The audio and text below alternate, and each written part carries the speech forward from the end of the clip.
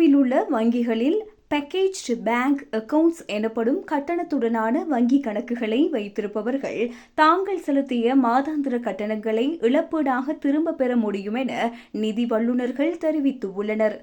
பயண காப்பீடு, mobile phone காப்பீடு போன்ற சலுகைகளை வழங்கி அதற்கு பதிலாக வாடிக்கையாளர்களிடம் மாதம் ஒரு குறிப்பிட்ட தொகையை வங்கிகள் வசூலித்து வருகின்றன. ஆனால் இந்த கணக்குகள் பலருக்கு தவறான முறையில் விற்கப்பட்டுள்ளதாக கண்டறியப்பட்டுள்ளது.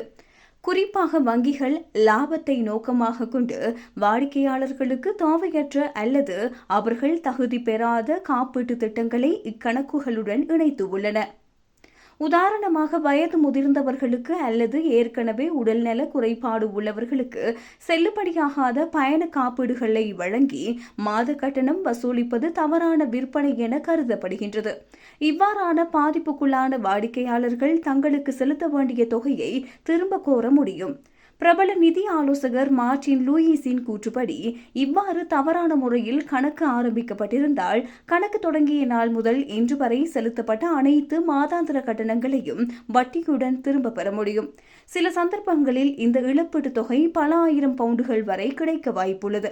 இது பல ஆண்டுகளாக வங்கி கட்டணம் செலுத்தி வரும் நடுத்தர வர்க்கத்தினருக்கு பெரும் நிம்மதியை அளிக்கும் செய்தியாகும். இந்த இழப்பீட்டை பெறுவதற்கு காலக்கெடு என்று எதுவும் கிடையாது. உங்கள் வங்கி கணக்கு பல ஆண்டுகளுக்கு முன்பு தொடங்கப்பட்டிருந்தாலும் அல்லது தற்போது மூடப்பட்டிருந்தாலும் நீங்கள் தவறாக வழிநடத்தப்பட்டதற்கான ஆதாரம் இருந்தால் முறையிடலாம். குறிப்பாக கடன் அல்லது மார்ட்கேஜ் பெறுவதற்கு இந்த கட்டண கணக்கு அவசியம் என்று வங்கி உங்களை வற்புறுத்தி இருந்தால் அது மிகப்பெரிய விதிமீறலாகும். பாதிக்கப்பட்ட வாடிக்கையாளர்கள் முதலில் தங்கள் வங்கிக்கு நேரடியாக புகார் அளிக்க வேண்டும்.